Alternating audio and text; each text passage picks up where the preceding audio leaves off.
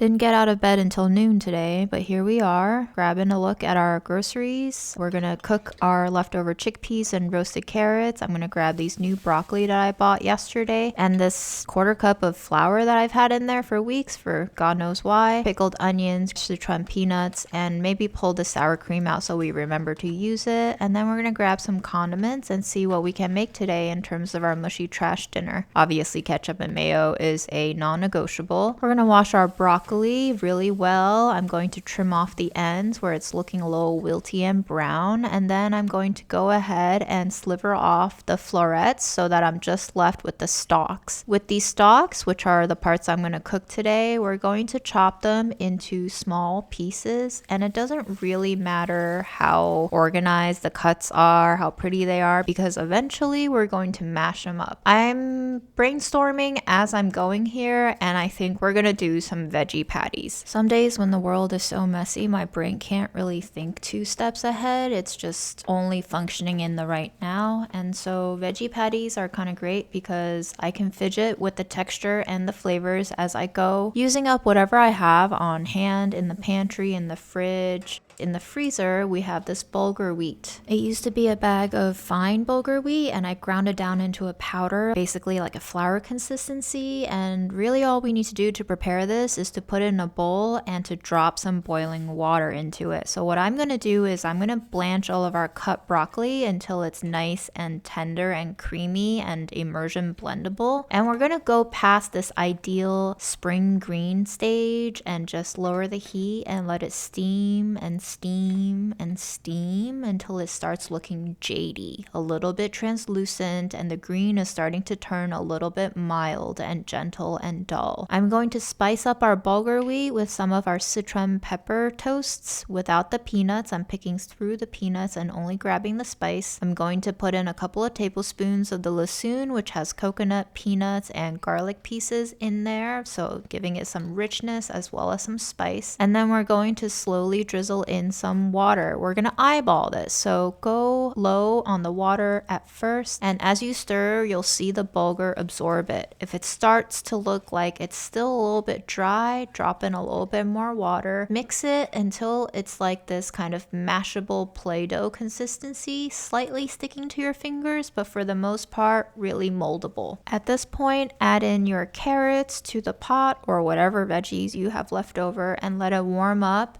Let the water in the pot evaporate off a little bit, and if you're finding that the water isn't really cooking off as fast as you'd like it, even if you turn the heat up, go ahead and add in something absorbent. I'm using TVP here, which is soy flour, basically soy protein. It tastes a little bit like ground meat. Actually, it tastes a lot like ground meat. It's one of my favorite vegetarian ingredients to use, and as soon as I put it in there, you'll see it start to absorb up all the broth in the pot. They're basically little sponges, and I'm just going to add in a little bit more to finish off the absorption process, and voila, it is now liquidless in the pot. All of the flavor and nutrients have gone into the TVP, and I was about to add it to the bulgur wheat before I realized it's probably easier if I immersion blend it now before adding it to the mostly homogenized Play-Doh texture bulgur. So that's what we did, and because everything's already cooked, it's a perfect opportunity for me to taste and adjust the seasoning. I'm adding some hoisin sauce to add some umami, a little bit of spice, a little bit of savory saltiness, a little bit of sugar. And now we're going to blend it, fold it, and mix it into the bulgur wheat mash.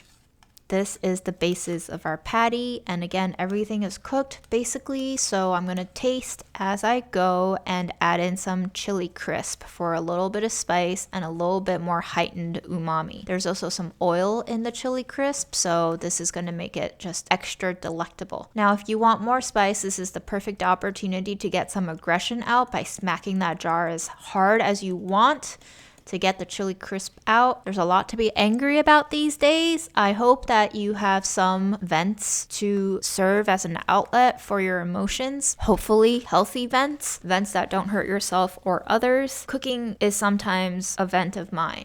I'm blessed and I'm glad that I have this outlet and that you guys enjoy watching these videos because oh my god, what a time we're living through right now. I like to go to grocery stores for fun, just browsing and looking out for sales. meals, and whenever these sardines go on sale for $1, I grab as many as I can. My favorite ones are the smoked flavor ones and the Mediterranean ones, and today the smoked ones will do perfectly. When I'm in the mood for it, I like to use the oil in the tins instead of dumping them down the drain. So in this case, I'm pouring it out into my cast iron skillet, waiting for that broth to evaporate off and for the oil to get heated while I'm forming my patties. I'm rolling each patty in the all-purpose flour that I scavenged from my fridge, coating them lightly so that they form an even surface for frying later. As soon as the broth is bubbling off, I know that oil is probably hot enough for me to go in with the patties, and so one by one I place them in the cast iron. And unfortunately, as you can see, this battering process is quite messy, so I wasn't able to film every single patty, but you get the general gist of it. I try to keep the patties pretty narrow in width and having the same height so that they cook at the same speed. The narrower the patties are, the easier they are to flip, because I only have this like really weird not fish spatula that I thrifted for $1 somewhere. So I like to match the width of the patty to the width of this not fish spatula. And as the patties are cooking and browning, I like to go ahead and give the stovetop a wipe just so that the cooking cleanup isn't going to be too overwhelming. And I'm going to keep an eye on the heat. If it is getting a little bit too hot too quickly, I'm going to turn it down, or if it's not cooking fast enough, I'm going to turn it up. This just comes from experimenting and experience, so your stovetop, your cooking vessel, it will vary. If you still have any oil left in that tin, now is a great time to pour it into the pan so that your patties don't go dry burning like mine kind of did, or just use any other oil you'd like in the pan.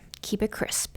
I'm going to take out my cooked chickpeas that I've had for a week now, and I'm going to turn it into this not hummus. Don't come after me. This is not hummus. This is just a chickpea mash, but it's going to have the consistency of hummus. Once again, whenever you can, taste as you go. Make sure the seasoning is to your liking. To flavor it, I'm going to drop in a little bit of this harissa paste, just about a tablespoon or so. Give it a little bit more flavor, a little bit more spice. We're going to flip our patties one more time and check for doneness. At this point, I have no more oil in my pan and they look pretty nice. The exterior, slightly crisp. I'm just rotating them around in the pan so that some hot spots get some of the weaker cooked patties and even it out a little bit. And if you feel like doing it, round them up, make them a little bit more pretty with your spoon and fish spatula. But again, you don't gotta do any of this. You don't gotta do anything I say or anything anyone else says. You just gotta vibe with yourself and find what feels right for you. That not hummus is looking really nice and smooth. I'm happy with it, so I'm gonna go ahead and plate up my lunch dinner. And I've made enough patties really to last 2.5 meals, so it's perfect for both lunch and dinner. A little patty, a little not hummus, a little sardine on top with ketchup and mayo and pickled onions for that Big Mac sauce taste. We got our proteins, we got our carbs, we got our veggies, and of course, we got our mush. Had a lot of trouble getting out of bed today for various reasons, but I'm glad I did, and I'm glad I cooked, and I thank you for watching. I hope you're finding the time and ability to feed yourself good things. May you be well.